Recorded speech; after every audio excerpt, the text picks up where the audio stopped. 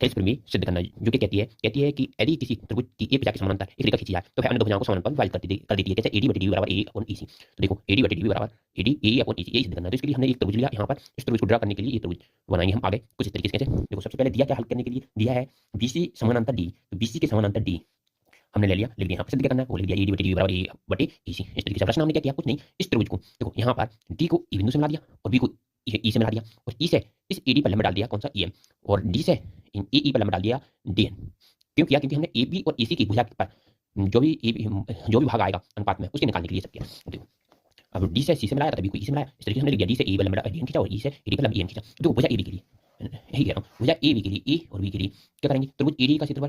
देखो यहाँ पर कितने त्रिभुज बन रहा है, एक त्रिभुज बन रहा है ए डी ई बन रहा है और एक बन रहा है डी वी ई। तो पहले त्रिभुज ए डी की ली कर देंगे, क्षेत्रफल निकाल लेते हैं, डी वी का क्षेत्रफल निकालेंगे। तो एडी का क्षेत्रफल 1/2 आधार इंटू ऊंचाई, त्रिभुज का क्षेत्रफल निकालते हैं 1/2, अब आधार क्या है, आधार हम एडी को लेंगे, त्रिभुज एडी में आधार एडी को लिया, इंटू ऊंचाई क्या हो जाएगी, ऊंचाई हो जाएगी ई एम। देखो इसमें आधार क्या है, ऊंचाई क्या है, ऊंचाई क्या होती है, आधार के समानांतर। अब जो बचा हुआ कौन सा है, जो बचा है, ये बचा है। यदि इसी के समानांतर, आधार के समानांतर यहाँ पर रेखा खींची जाए तो उसके बीच की दूरी क्या कहलाती है, हमारी ऊंचाई कहलाती है। इसलिए हमने ये परपेंडिकुलर डाले हैं तभी ऊंचाई निकालने के लिए। तो ये हमारा समीकरण नंबर 1 हो गया। और दूसरे शब्दों में हम देखो यहाँ पर एक डायग्राम भी बनाया है, देखो एडी और ये डी है, तो इसी के समानांतर एक रेखा है, तो ये लंबे जो हो जाएगी, ऊंचाई हो जाएगी। तो आधार पर बची हुई चीज से लंब डाला जाए तो भाई उस त्रिभुज की ऊंचाई होती है। तो बचा हुआ चीज ये और आधार एडी पे बन रहा है, तो यहाँ से जो लंब डाला जाएगा वही ये ऊंचाई हो जाएगी। तो 1/2 आधार ऊंचाई थी। इसी तरह ये हमारा पहला समीकरण हो गया।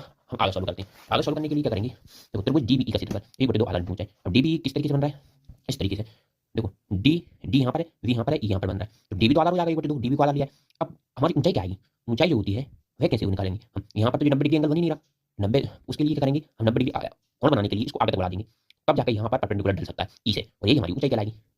इस भुजा के समानांतर एक रेखा खींची जाए जो ई से गुजरे और यही हमारी दूरी जो ऊंचाई कहलाएगी, तो ई एम ही हो जाएगी। ठीक इसी तरह जो दूसरा समीकरण बन गया। देखो इसमें भी हमने क्या किया था, इसमें भी जो ऊंचाई आ रही थी वो ई एम आई, और त्रिभुज हमने कौन सा निकाला, डी बी ई, इसमें भी वही ऊंचाई आई है हमारी, कौन सी, ई एम ई।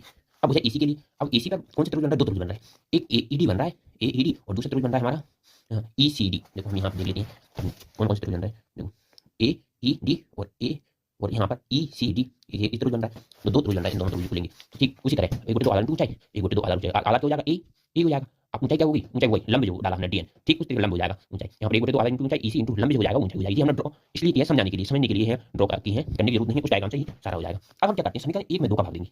समीकरण 1 त्रिभुज एडी का क्षेत्रफल और त्रिभुज डीबी का क्षेत्रफल जो कि माने हैं हमने, तो भाग देंगे समीकरण 1 का 1/2 एडी इंटू ईएम बटे 1/2 डीबी इंटू डीएम। तो इसमें ईएम कैंसिल हो जाएगा, तो एडी बटे डीबी, ये समीकरण नंबर 5 आ जाएगा, जो कि हमने एक यहाँ पर ये समीकरण 1 है और ये समीकरण नंबर 2 है। इसी तरह हम आगे सॉल्व कैसे करेंगे, आगे सॉल्व ठीक इसी तरह करेंगे। समीकरण 3 में 4 का भाग देंगे तो ये ए अपॉन ईसी आ जाएगा। अब हमें मेन जो स्टेटमेंट है वो याद रखना है, एक ही आधार पर एक ही समांतर रेखाओं के बीच में त्रिभुजों का क्षेत्रफल समान होता है। अब त्रिभुज डीबी का क्षेत्रफल बराबर होगा ईसीडी का क्षेत्रफल की। तो समीकरण 5 में 6 से मान रखने पर 5 कौन सा है,